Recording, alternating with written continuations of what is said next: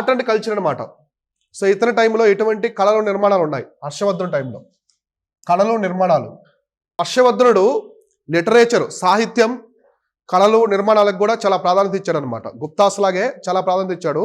అంత ఇవ్వగలిగాడు కాబట్టి ఆ నలంద యూనివర్సిటీ అవన్నీ కాపాడాడు. ఓకేనా?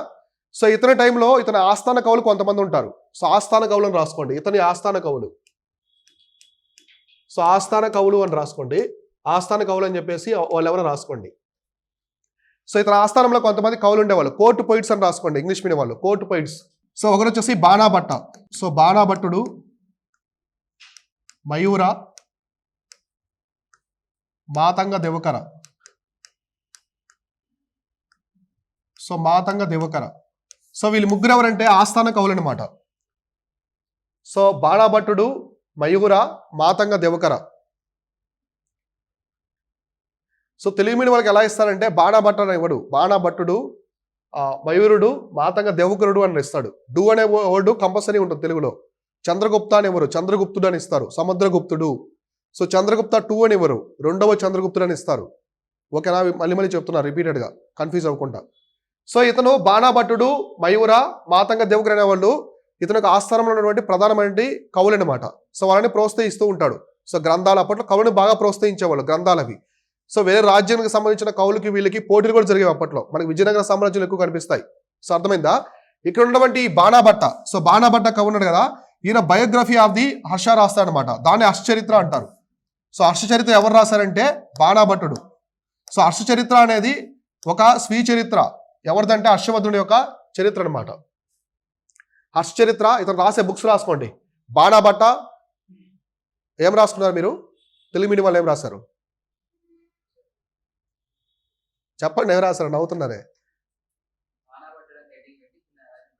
రాసుకోండి. ఫస్ట్ హర్షచరిత్ర. హర్షచరిత్ర అంటే బయోగ్రఫీ ఆఫ్ ది హర్ష అనమాట. మీరు కూడా రాసుకోండి. బాణాభట్ట, బుక్స్ ఆఫ్ బాణాభట్ట ఏదో రాసుకోండి. సో బాణాభట్ట రాసిన బుక్స్ వచ్చేసి ఒకటి హర్షచరిత్ర, నెక్స్ట్ కాదంబరి. కాదంబరి, కాదంబరి, పార్వతీ పరిణయం, పార్వతీ పరిణయం. సో హర్షచరిత్ర ఒకటి, కాదంబరి, పార్వతీ పరిణయం. పరిణయం అంటే వివాహం అని. So Parvatidevi daughter of Himavanta, తెలుసా మీకు? హిమవంతుడి యొక్క కుమార్తె. సో హిమవంతుడు అంటే హిమాలయాస్ యొక్క కింగ్ అని అర్థం.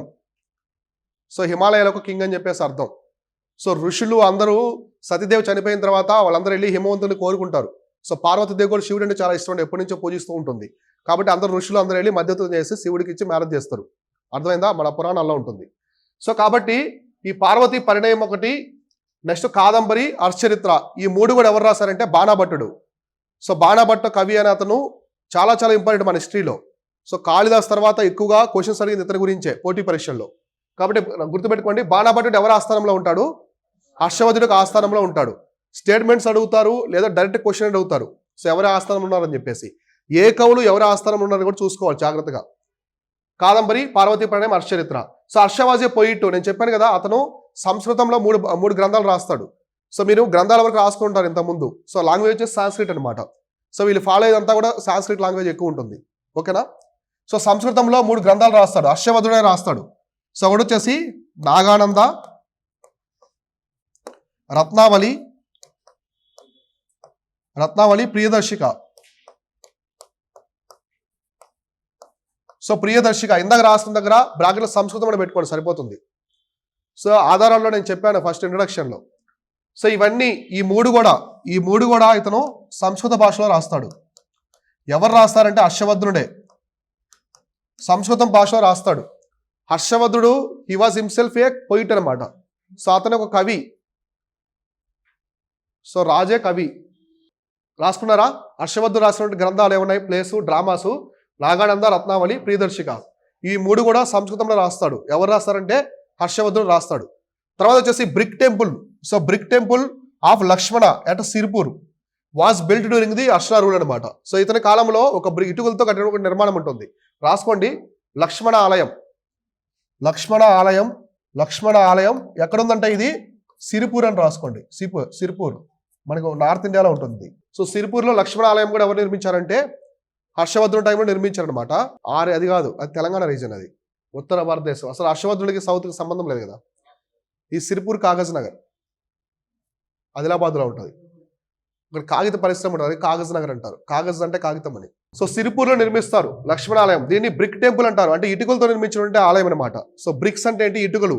సో మనకి టెంపుల్స్ ఎలా నిర్మించేవాళ్ళు అప్పట్లో? ఎక్కువగా రెడ్ స్టాండ్ స్టోన్, గ్రనైట్. సౌత్లో అయితే గ్రనైట్తో నిర్మించేవాళ్ళు, అక్కడ శాండ్ స్టోన్ నార్త్ ఇండియాలో. కానీ ఇది ఒక బ్రిక్ టెంపుల్ అనమాట. సో ఓకేనా, ఇటుకలతో నిర్మించిన టెంపుల్. నెక్స్ట్ మనకి Hiuen Tsang described the glory of the monastery with many storage built by the Harsha at Nalanda. అంటే నలంద యూనివర్సిటీ దగ్గర చాలా నిర్మాణాలు చేపడతాడు సో హర్షవర్ధనుడు. కాబట్టి రాసుకోండి, నలంద విశ్వవిద్యాలయం వద్ద ఇతను అంటే హర్షవర్ధన్. అదే దాన్నే పాయింట్లో చెప్తాను, రాసుకోండి. ఇతను అంటే హర్షవర్ధనుడు. ఇతను నలంద విశ్వవిద్యాలయం వద్ద చాలా నిర్మాణాలు చేపట్టాడు. అంటే బిల్డింగ్స్ యొక్క ఫ్లోర్స్ ఉంటాయి కదా, ఆ ఫ్లోర్స్ అని నిర్మిస్తాడు హర్షవర్ధనుడు. సో ఇతను నలంద విశ్వవిద్యాలయం వద్ద చాలా నిర్మాణాలు చేపట్టాడు. సో ఇవన్నీ ఎవరు చెప్పారు ఇతను నిర్మించాడని? హుయాన్ సాంగ్ చెప్తాడు. బ్రాకెట్లో హుయాన్ సాంగ్ అని రాసుకోండి. సో హర్షవర్ధనుడి గురించి సగం స్టోరీ అంతా ఆయన దగ్గరే ఉంటుంది. సో ఆయన రాసినటువంటి గ్రంథాల్లోనే మెన్షన్ చేస్తుంటాడు అనమాట. సో అర్థమైందా? సో కాబట్టి ఇవన్నీ కూడా మనకి ఆర్ట్ అండ్ ఆర్కిటెక్చర్కి సంబంధించింది అనమాట. ఇలా హుయాన్ సాంగ్ చెప్తాడు చాలా నిర్మాణాలు. హర్షవర్ధనుడు చాలా నిర్మాణాలు చేపట్టి ఆ మొత్తం కూడా ఏంటి ఈ నలంద విశ్వవిద్యాలయాన్ని ఒక పెద్ద అత్యున్నత స్థాయికి తీసుకెళ్లాడు. సో పీక్ స్టేజ్కి తీసుకెళ్తాడు. సో నలంద యూనివర్సిటీని ప్రపంచంలో అన్ని ప్రాంతాలకు తెలుస్తుంది. చుట్టుపక్కల ప్రాంతాలు చెప్పాను కదా, 13 దేశాల నుంచి వచ్చేవాళ్ళు స్టూడెంట్స్. మన చుట్టుపక్కల ప్రాంతాల్లో 13 దేశాలు, మధ్య ఆసియా దేశాల నుంచి కూడా వచ్చి చదువుకునేవాళ్ళు. 52 డిపార్ట్మెంట్స్ ఉండేవి. ఫిజిక్స్, కెమిస్ట్రీ, ఆస్ట్రానమీ, మ్యాథమెటిక్స్, ఇట్లా చాలా 52 విభాగాలు ఉన్నాయన్నమాట. సో అక్కడ దిగ్నాగుడు అని చెప్పేసి, ధర్మపాల అని చెప్పేసి గొప్ప గొప్ప ప్రొఫెసర్స్ కూడా ఉండేవాళ్ళు అనమాట, పెద్ద పెద్ద ప్రొఫెసర్స్. అర్థమైందా? సో ఇలా ఉంటారనమాట. సో ఇది హర్షవర్ధన్ టైంలో. నలంద యూనివర్సిటీ చూస్తారు కదా, UNESCO world heritage site Nalanda university. So నేను రీసెంట్గా కూడా ఒక ప్రాంతానికి యునెస్కో వరల్డ్ హెరిటేజ్ సైట్ ఇచ్చారు. ఏంటి చూసారా వార్తల్లో లాస్ట్ 3 days? మరాఠాకి సంబంధించింది గింగి పోర్టు, తమిళనాడులో ఉంటుంది అది. కాకపోతే మరాఠాస్కి మేజర్ ఆర్మీకి సంబంధించిన ల్యాండ్స్కేప్ అది. అంటే శివాజీ మహారాష్ట్ర నుంచి వెళ్తారు, అక్కడ మరాఠాస్ వెళ్తారు తమిళనాడుకి. సో తమిళనాడులో గింగి పోర్టు. సో దానికి రీసెంట్గా యునెస్కో వరల్డ్ హెరిటేజ్ సైట్ వచ్చింది, 44th అనుకుంటా. సో అర్థమైందా? ఇది హర్షవర్ధనుడికి సంబంధించిన కంప్లీట్ ఇన్ఫర్మేషన్. సో హర్షవర్ధనుడితో ఏమైపోయింది? సో నార్త్ ఇండియాలో ఏన్షియంట్ మొత్తం కంప్లీట్ అయిపోయింది దీంతో. సో నార్త్ ఇండియాలో మొత్తం కంప్లీట్ అయిపోయింది. ఇప్పుడు మనం డిస్కస్ చేసుకునేది సంగమేజ్ అనమాట. సంగమేజ్ చెప్తాము. సో సంగమేజ్ కంటే ముందు మీకు కొంచెం డిస్కషన్ చెప్తాను చూడండి. సో మామూలుగా ఇప్పటివరకు మనం ఏం చెప్పుకున్నాము? హర్షవర్ధనుడు. సో హర్షవర్ధన్ గురించి చెప్పుకున్నాం కదా. సో హర్షవర్ధనుడికి ముందు ఎవరు ఉన్నారు? గుప్తాస్కి ముందు so post Mauryans. So Mauryans ముందు ఎవరు ఉంటారు? మౌర్యన్స్ ఉంటారు. సో ఈ టైంలో సో మనకి మౌర్యన్స్ టైంలో సౌత్ ఇండియాలో కూడా రాజ్యాలు ఉంటాయి.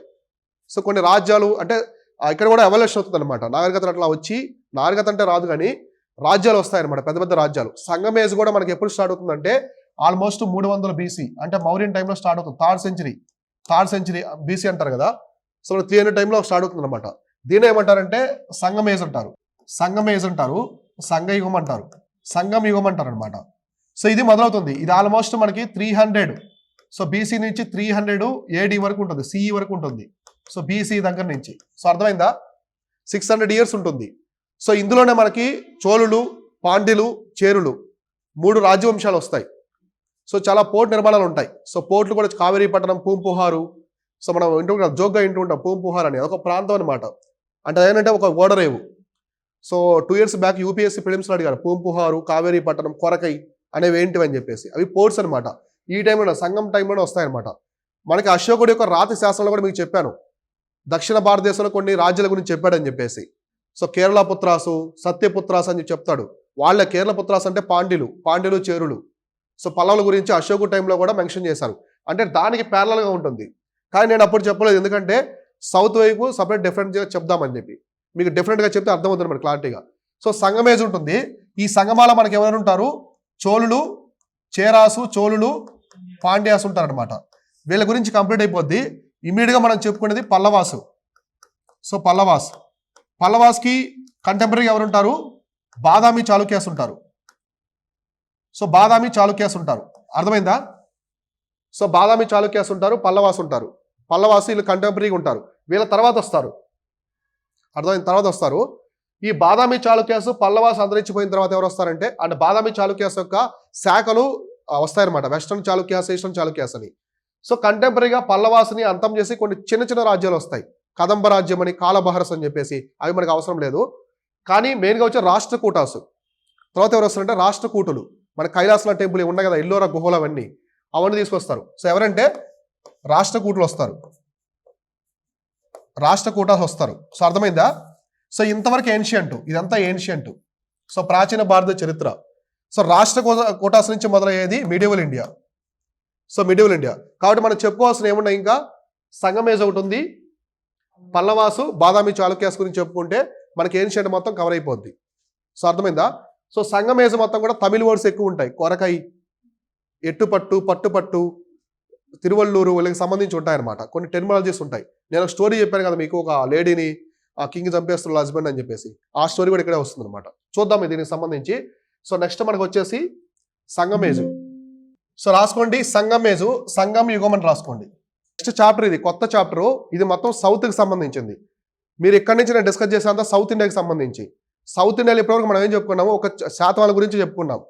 So they are contemporary of Mauryans కాబట్టి. అంటే ఈ రీజన్ మొత్తం కూడా తమిళనాడు ప్రాంతానికి సంబంధించింది అనుకోండి, తమిళనాడు కేరళ ప్రాంతాలకు సంబంధించింది. రాసుకున్నారా?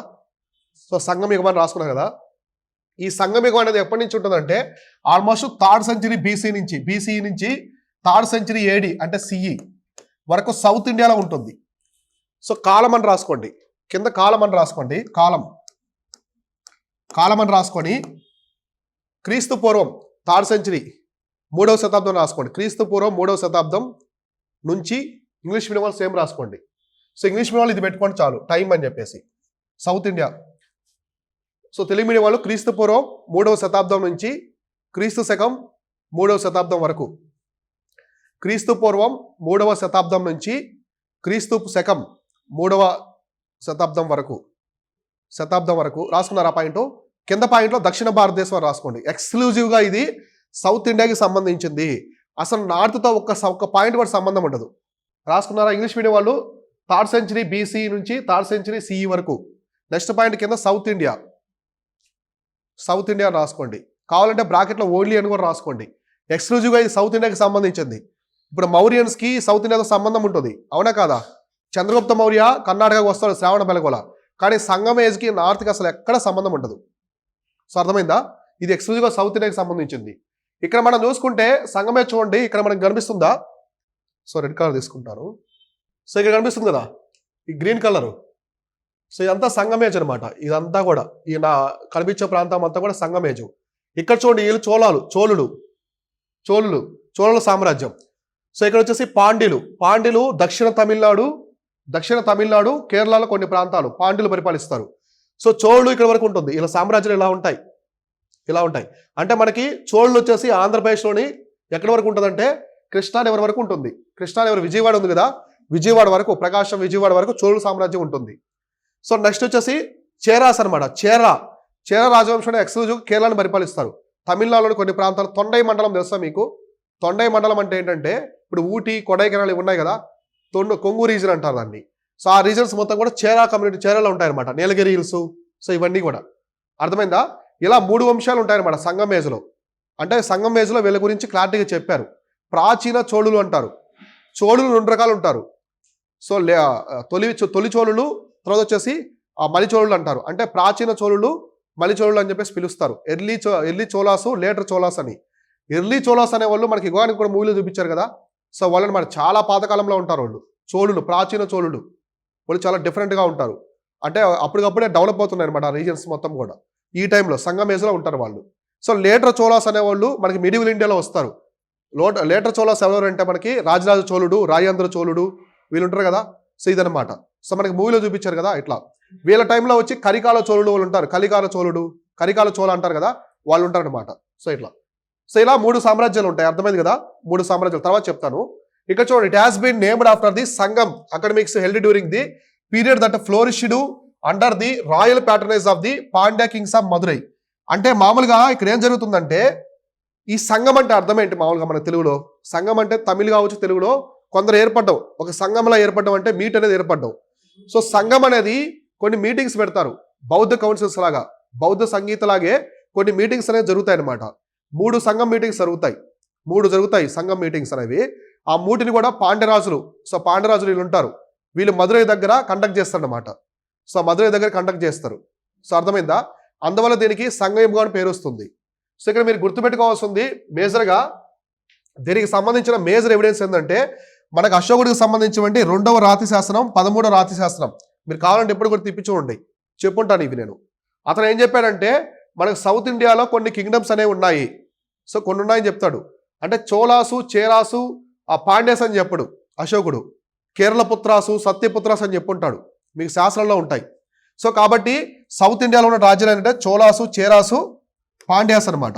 సత్యపుత్ర, కేరళ పుత్ర అని చెప్పేసి మెన్షన్ చేస్తాడు అశోకుడు తన యొక్క రాతి శాసనాల్లో. సో రాసుకోండి నెక్స్ట్ పాయింట్లో. సో ఆ టైంలో ఉన్న సామ్రాజ్యాలు అని రాసుకోండి తెలుగు మీడియం వాళ్ళు. ఇంగ్లీష్ వాళ్ళు కింగ్డమ్స్ అని రాసుకోండి, కింగ్డమ్స్ అని రాసుకోండి. సో చోళులు, సో తెలుగు మీడియం వాళ్ళు అయితే సామ్రాజ్యాలు, సో సామ్రాజ్యాలు అని రాసుకోవాలి. సామ్రాజ్యాలు రాసుకొని చోళులు, చేరులు, పాండ్యులు అని రాసుకోండి. ఇంగ్లీష్ మీడియం వాళ్ళు కింగ్డమ్స్ అని రాసుకోండి. సో కింగ్డమ్స్ అని రాసుకొని చోళాసు, చేరాసు, పాండ్యాస్. సో ఇలా 3 సామ్రాజ్యాలు ఉంటాయి ఆ టైంలో సంగమిగంలో. అర్థమైందా? వీళ్ళే ప్రోత్సహిస్తారు అక్కడ లిటరేచర్ మొత్తం కూడా. సో నెక్స్ట్ పాయింట్ రాసుకోండి. సంఘం దీని గురించి నెక్స్ట్ పాయింట్ కింద రాసుకోండి మీరా. సో మీకు ఇంగ్లీష్ మీడియం తర్వాత చెప్తాను, తెలుగు మీడియం రాసుకోండి ముందు. దీని గురించి అశోకుని రాతి శాసనాలైన అశోకుని రాసుకున్న తర్వాత 2:13 రాసుకోండి. లేకపోతే రాతి శాసనాలు రాసుకుంటే బ్రాకెట్లో 2:13 2:13 చెప్తున్నాయి అని రాసుకోండి, చెప్పాయి అని రాసుకోండి. అంటే సంగమయుగం గురించి అశోకుని రాతి శాసనాలైన 2 to 13 చెప్పాయి అనమాట. ఇంగ్లీష్ మీడియం రాసుకోండి. అశోకాస్ రాక్ ఎడిక్స్ బ్రాకెట్లో 2:13 rock edicts mentioned south kingdoms. అంటే దక్షిణ భారతదేశంలో ఉన్న రాజ్యాల గురించి అశోకుడు చెప్పాడు. అంటే సంగమేజ్ గురించి ఉన్నటువంటి ప్రధాన ఆధారం ఇదే అనమాట. సౌత్ కింగ్డమ్స్ బ్రాకెట్లో సంగమేజ్ అని రాసుకోండి. ఇంగ్లీష్ మీడియం వాళ్ళు సంగమేజ్, ఇంగ్లీష్ మీడియం వాళ్ళు మీరు రాసుకున్నారు సంగమేజ్ గురించి చెప్పారని రాసుకోండి. పైన ఏ సామ్రాజ్యంలో రాసుకున్నారు కదా, సో ఇట్లా. కానీ అక్కడ చెప్పడు అశోకుడు చోళాసు, పాండ్యులు అని చెప్పాడు. పాండ్యుల గురించి చెప్పుంటాడు ఒక పాయింట్లో. అంటే ఎక్కువ కేరళ పుత్రాసు, అలానే సత్యపుత్రాసు ఇలా చెప్పుంటాడు. అంటే అశోకుని టైంలోని రాజ్యాలు ఉన్నాయి. అర్థమైందా? Time period. అంటే ఈ సంగమిగం అనేది అశోకం తర్వాత వచ్చింది కాదు, మౌర్యులకి కంటెంపరీగా ఉంటుంది. సో ఓకేనా. 3rd century BC 300 అంటే అశోకుడి కంటే ముందు నుంచే ఉన్నారు. సో అశోకుడు పట్టాభిషేకం ఎప్పుడు చేస్తాడు? 269లో. సో క్రీస్తు పూర్వం BC 269లో అశోకుడు చేస్తాడు, అవునా కదా? 269 BCలో చేస్తాడు. 261వ సంవత్సరంలో కళింగ యుద్ధం చేస్తాడు. వీళ్ళు ఎప్పుడున్నారు? 300 BC. సో 300 BC టైంలో నుంచే సంగం పీరియడ్ మొదలైంది తమిళనాడులో. సో అందుకే తమిళన్స్ ఇప్పటికి ఒప్పుకోరు. నార్త్ ఇండియా డామినేషన్ ఎందుకు ఒప్పుకోరంటే హిందీ అనేది latest language. So Telugu, Hindi అనేది ఎప్పటి నుంచి వచ్చింది? దేవనాగరి ఇప్పటి నుంచి వచ్చింది. సో తెలుగు ఈ ప్రాంతీయ భాష ఉండగా Tamil is the one of the oldest language. So మన భూమి మీద ఉండే లాంగ్వేజ్లో ఇప్పటికీ సర్వైవల్ లాంగ్వేజ్లో one of the oldest language Tamil. అంటే మనకి సాంస్క్రిట్కి కంటెంపరీ లాంగ్వేజ్ తమిళ్. అంటే హిందీని ఎందుకు ఒప్పుకోరంటే వాళ్ళు హిందీ తర్వాత వచ్చిన లాంగ్వేజ్. తమిళ్, తెలుగు, కన్నడ వీటి తర్వాత వచ్చింది. సో హిందీ కంటే ముందే మన తెలుగు మన దక్షిణ భారతదేశ భాషలు ఉన్నాయి. సో అర్థమైందా? సో అందుకే తమిళన్స్ ఇప్పటికీ హిందీని యాక్సెప్ట్ చేయరు వాళ్ళు. ఇలా అశోకుడి శాస్త్రం కూడా మెన్షన్ చేశారు. కాబట్టి సంగమేజుకు సంబంధించిన ప్రధాన ఆధారం ఏంటంటే అశోకుడి యొక్క రాక్ ఎడిక్స్ అనమాట. నార్త్ ఇండియాలో రాక్ ఎడిక్స్ అనేవి ప్రధాన ఆధారాలు. మనకు సౌత్లో అయితే వీళ్ళ యొక్క సామ్రాజ్యాలు ఇవన్నీ ఉన్నాయి కాబట్టి ఆ బేస్ తెలుసు అనమాట. సో ఇంతవరకు ఓకే కదా. సంఘం అంటే ఏంటి? ఒక మీటింగ్ అనమాట. సో మీటింగ్ అనేది కండక్ట్ చేస్తారని చెప్పేసి అప్పట్లో ఉంది. సో నెక్స్ట్ చూద్దాము సంగమేజుకు సంబంధించి. సో సంఘం లిటరేచర్ అనమాట. ఇక్కడ నుంచి మొత్తం మీకు బుక్స్ అన్నీ వస్తాయి. సో సంఘం సాహిత్యం అని రాసుకోండి. సంఘం సాహిత్యం లిటరేచర్ అంటే మనకి బుక్స్, గ్రంథాలు, కవులు ఇలా వస్తాయి అనమాట. సో ఇక్కడ చూడండి, సంఘం literature is the main source of the history of ancient South India. మన భారతదేశంలో ఇప్పటివరకు మన ఏన్షియంట్ ఇండియా మొత్తం చెప్పుకున్నాం కదా, టిల్ టుడే ఇప్పటివరకు మనం చెప్పుకునే ఏన్షియంట్ ఇండియా మొత్తం కూడా belongs to the northern India, అవునా కదా, ఎక్సెప్ట్ శాతవాహనాస్. సో రిమైనింగ్ మొత్తం కూడా నార్త్ ఇండియా గురించి చెప్పుకున్నాం.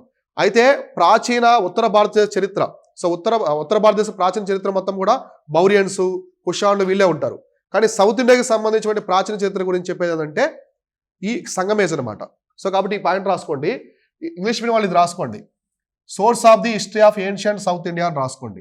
ఏది సంగం లిటరేచర్ అనేది. సో ఇది అని రాసుకో, దిస్ వాజ్ అని రాసుకొని ఇది రాసుకోండి. This is source of history of ancient South India. Telugu medium రాసుకోండి. ఇది అంటే సంగం లిటరేచర్ అని. సో ఇది దక్షిణ భారతదేశ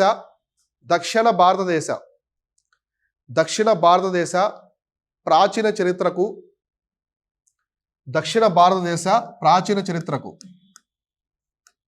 సో ప్రాచీన చరిత్రకు ప్రధాన ఆధారం.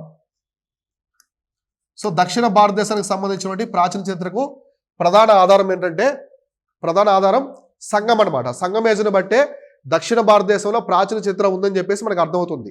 So it's a contemporary of the Mauryans. So Mauryans టైంలో ముందుంటుంది అనమాట. సో నెక్స్ట్ ఇక్కడ చూడండి, it was compiled during the 3rd century BC to 3rd century CE. అలానే రాసుకున్నారు ఎంత కాలము. Was compose in the poetic format around the themes of love and war. So ఈ సంగం literature మొత్తం కూడా 2 విషయాల గురించి చెప్తుంది. ఒకటి లవ్ స్టోరీస్ గురించి చెప్తుంది, ప్రేమ కథలు. సో చాలా ప్రేమ కథలు ఉంటాయి ఇందులో, స్టోరీస్ పర్సన్స్ మధ్య. నెక్స్ట్ వచ్చేసి యుద్ధం గురించి. సో యుద్ధం కాబట్టి ఇది రాసుకోండి. ఒకటి వచ్చేసి యుద్ధం, నేను తెలుగు మీడియం వాళ్ళకి చెప్తాను సెంటెన్స్. యుద్ధం అంటూ సో ఇవి లేదా ఇది అని రాసుకోండి. ఇంగ్లీష్ మీడియం వాళ్ళు అయితే ఇట్ వాజ్ డిస్కస్డ్ లేదా it composed in poetic format around the themes of love and war. So మీరు రాసుకోండి. ఇది అంటే సంగం సాహిత్యం అని. అందుకే నేను సంగం లిటరేచర్ హెడ్లైన్ పెట్టుకొని మిగతా రాసుకోవాలి. ఇది యుద్ధం మరియు ప్రేమ కథల గురించి ప్రస్తావించింది. అంతే కదా. వీళ్ళు బుక్స్ మొత్తం కూడా మీరు చూడండి. నెక్స్ట్ రాబోయే స్టోరీస్ మొత్తం కూడా మనం చెప్పుకునే స్టోరీస్ అన్ని కూడా ఒకటి యుద్ధాలకు సంబంధించిన ఉంటాయి. అంటే చోళులు చేరాసు యుద్ధం చేసుకున్నారు, చోళులు పాండ్యులు యుద్ధం చేసుకున్నారు. సో మళ్ళీ పాండ్యులు చోళులు ఇట్లా వాళ్ళ ముగ్గురుల మధ్య యుద్ధాలు జరిగాయి. సో వాళ్ళకి సింబల్స్ ఏమున్నాయి అప్పుడు, రాయి చిహ్నాలు, సిగిల్ అంటారు కదా, అట్లాంటివి ఎటువంటి పట్టణాలు నిర్మించారు. ఒకటి యుద్ధానికి సంబంధించిన ఉంటాయి లేదా లవ్ స్టోరీస్ అయిన ఉంటాయి అనమాట. ఓకేనా. సో ఇట్లా కాబట్టి సంగం లిటరేచర్ అనేది 2 థీమ్స్ ఉంటాయి. ఎగ్జామినేషన్ రేపు అడుగుతారు. ఇదేదో అడ్మినిస్ట్రేషన్ గురించో లేకుంటే వ్యాకరణం గురించో. మనం ఇంతకుముందు గ్రంథాలని ఏం చూసాము, ఒకటి రాజుకు స్వీయ చరిత్ర ఉంది, లేదా వ్యాకరణం ఉంది, ఖగోళ శాస్త్రం లేదా మ్యాథమెటిక్స్ ఇలా ఉన్నాయి. కానీ సంగం లిటరేచర్ ఎక్స్క్లూజివ్గా 2 థీమ్స్ ఉంటాయి. ఒకటి వారు, ఇంకోటి లవ్. ఈ 2 ఉంటాయి అనమాట. సో నెక్స్ట్ వచ్చేసి Sangam was college or assemblies of the Tamil poets held under the royal patronage. So ఇందాక మనం చెప్పుకున్నాం సంగం అని చెప్పేసి. సంగం అంటే ఏంటి, అందరు కలవడం, కలిసే ఒక మీటింగ్ లాగా. So assemblies of the Tamil poets అనమాట. సరే ఆ మీటింగ్లో ఎవరు పాల్గొంటారంటే తమిళ్ యొక్క కవులు అనమాట. తమిళ కవులే ఉంటారు. ఇంకే లాంగ్వేజ్ ఉంటుంది అప్పట్లో, ఓన్లీ తమిళే ఉంటుంది. సో అర్థమైందా, తమిళ కవులు. సో తమిళ కవులకు సంబంధించినటువంటి సభ అనమాట ఇది, రాయల్ ప్యాటర్నేజ్. సో వీళ్ళందరూ సంఘం ఏర్పరుస్తున్నారంటే ఎవరు ప్యాటర్నేజ్ చేశారు అంటే ఎవరు నిర్వహిస్తున్నారు, రాజులు నిర్వహిస్తున్నారు. రాజులు నిర్వహించే తమిళ కవుల సభ అనమాట ఇది. సో రాసుకోండి, సంఘం అనేది రాజులు నిర్వహించే తమిళ కవుల సభ. సో సంఘం was assembly of Tamil poets held under royal patronage. So ఒక పెద్ద సభ నిర్వహించాలంటే మామూలుగా సామాన్యుల వల్ల అవుతుందా, లేదా కవులందరూ కలిసి పెట్టగలరా? లేదు, రాజు ఖచ్చితంగా ప్రోత్సహించాలి. అవునా కదా. సో ఇట్లాంటివి అనమాట. ఇప్పుడు మన గవర్నమెంట్ ప్రోగ్రామ్స్ అనేవి కండక్ట్ చేస్తుంది, పెద్ద పెద్ద అవేర్నెస్ ప్రోగ్రామ్స్. ఎవరు కండక్ట్ చేస్తారు, సీఎంఓ మినిస్టర్స్ చేస్తారు. సో అట్లా. సో సంఘం అంటే ఓవరాల్గా అర్థం ఏంటంటే ఒక తమిళ కవులు. సో తమిళ కవులు అందరూ కలిసి ఒక మీటింగ్ పెట్టుకుంటారు. సో మనకి ఇప్పటికి కూడా మన అపరిచితుల మూలే చెప్తారు చూడండి, త్యాగరాజ కీర్తనలకు వెళ్తున్నాం అని చెప్పేసి. ఒక పెద్ద సభ అనమాట అది. సో అక్కడ కవులందరూ వచ్చి ఆ టెంపుల్లో తమిళ కవులు మొత్తం అందరూ కూడా అక్కడ వాళ్ళకి అవి చెప్పుకుంటారు అన్నమాట, సాంగ్స్, కీర్తనలు అవి. అట్లనే ఇది కూడా తమిళ కవులకు సంబంధించినటువంటి ఒక సభ అనమాట. దాన్నే సంఘం అంటారు. సో దీనికి రాజులు అందరూ కూడా అటెండ్ అయ్యి సో వాళ్ళకి ప్రోత్సహించేవాళ్ళు, ప్యాటర్నైజ్ చేసేవాళ్ళు అనమాట. సో సంఘం అంటే వాళ్ళు ఏంటంటే assembly of the Tamil poets, తమిళ కవుల ఒక సభ. సో ఇక్కడ చూడండి, అయితే మొత్తము ఈ సంఘానికి సంబంధించి మనం చూసుకుంటే మేజర్గా కొన్ని ఉంటాయన్నమాట. దాన్ని మనకి తమిళగం అంటారు, మీకు తెలుసా? ఇప్పుడు కూడా తమిళన్స్ అంటారు చూడండి, తమిళగం. మేమంతా తమిళగం అంటారు. We are different from other states, other language అని చెప్తుంటారు. ఆ తమిళగం అనేది ఇక్కడి నుంచే వచ్చిందనమాట. తమిళియన్స్ లో unity. So based on language అంటూ రీజన్. ఒకప్పుడు మనకి భాషాభిమానం ఎక్కువ ఉండదు తమిళియన్స్కే. సో మీకు తెలుసా, స్టిల్ టుడే ఇప్పుడు కర్ణాటక వాళ్ళు కనిపిస్తున్నారు కదా, మహారాష్ట్ర, కర్ణాటక. ఒకప్పుడు తమిళియన్స్కి లాంగ్వేజ్ ఎక్కువ ఇంపార్టెన్స్ ఇస్తారు వాళ్ళు. సో వాళ్ళు హిందీని యాక్సెప్ట్ చేయరు. So Hindi was earlier later than Tamil అంటారు. అంటే తమిళ్ తర్వాత వచ్చిన లాంగ్వేజ్ హిందీ. దానికి మేము ఎందుకు ఇంపార్టెన్స్ ఇవ్వాలని చెప్తారనమాట. So Hindi is not a national language, Hindi is official language. గుర్తుపెట్టుకోండి, హిందీ అనేది జాతీయ భాష కాదు. సో హిందీ అనేది ఒక రాజభాష. సో మనం గవర్నమెంట్కి సంబంధించి ఉపయోగిస్తాం అంతే. సో ఇక్కడ చూస్తే అకార్డింగ్ టు తమిళ్ లెజెండ్స్ అంటే కవులు. సో పెద్ద పెద్ద కవులు అని చెప్పేసి అర్థం. So there were 3 Sangams academy of Tamil poets అంటే assembly of Tamil poets be in the ancient South India popularly called the Muchchangam అని చెప్పేసి పిలుస్తారు దాన్ని. అంటే ఎన్ని జరిగాయి మొత్తం 3 అని చెప్పాను కదా. సో మామూలుగా ఈ 3 సంగమ్స్ అనేవి జరుగుతాయి అనమాట, 3 సంఘాలు. సో 3 సంఘాలు అనేవి జరుగుతాయి మొత్తం. ఇందాక చెప్పాను కదా తమిళ కవుల సభ అని, మొత్తం 3 జరుగుతాయని చెప్పేసి. ఆ 3ని కలిపి వీళ్ళు ఏమని పిలుస్తారంటే ముచ్చంగం అని పిలుస్తారు. సో మీరు ముచ్చంగం అని రాసుకోండి, తెలుగు మీడియం వాళ్ళు ఫస్ట్ ముచ్చంగం అని రాసుకొని, ఇంగ్లీష్ మీడియం వాళ్ళు కూడా రాసుకోండి ముచ్చంగం. చాలా తమిళ వర్డ్స్ ఉంటాయి. యాక్చువల్గా మనం డెప్త్గా వెళ్తే చాలా ఉంటాయి, అవన్నీ అవసరం లేదు ఎగ్జామినేషన్ పరంగా, అసలు నోరే పలకదవి, అట్లాంటి వర్డ్స్ ఉంటాయి అనమాట. ముచ్చంగం అని రాసుకొని ఇక్కడ రాసుకోండి. సో ఏంటంటే మొత్తం వచ్చేసి 3 సంఘాలు అని రాసుకోండి. సంఘం అంటే తెలుసు కదా, మళ్ళీ చెప్పలేదు నేను, తమిళ కవుల సభలు అనమాట. సో ముచ్చంగం అనే వర్డ్ ఇస్తారంటే 3 సంఘాలు కలిపి, ఆ 3ని కలిపి ముచ్చంగం అంటారు.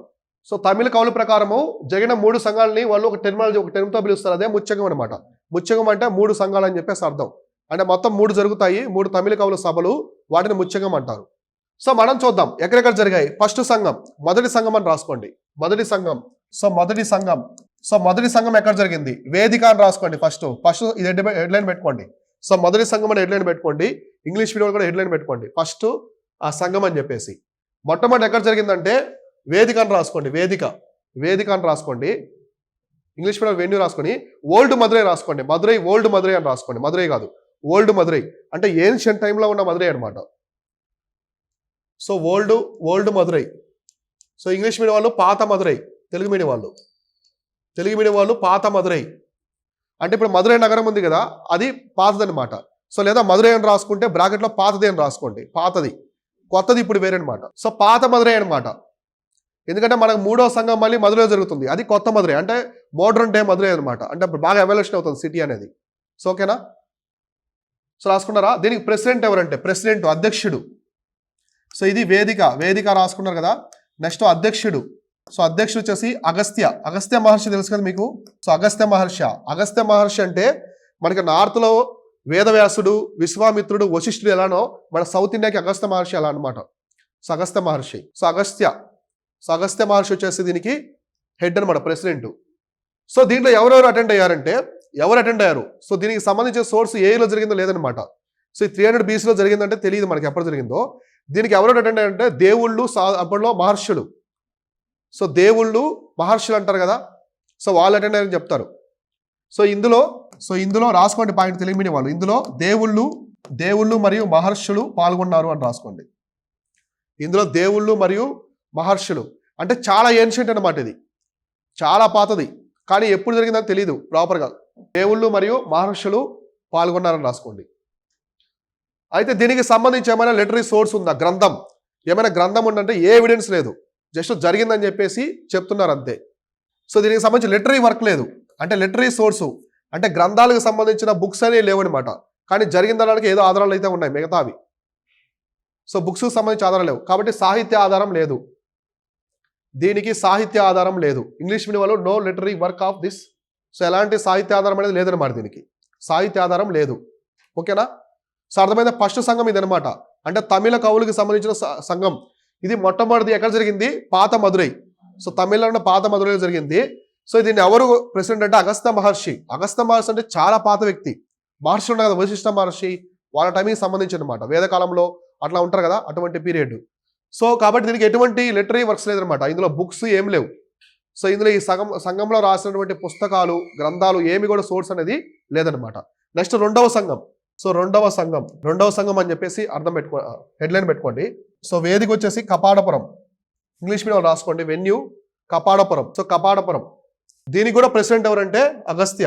సో ప్రెసిడెంట్ అంటే అధ్యక్షుడు. సో రెండవ సంఘానికి కూడా ప్రెసిడెంట్ ఎవరంటే అగస్త్య మహర్షి, అగస్త్య. రాసుకున్నారా.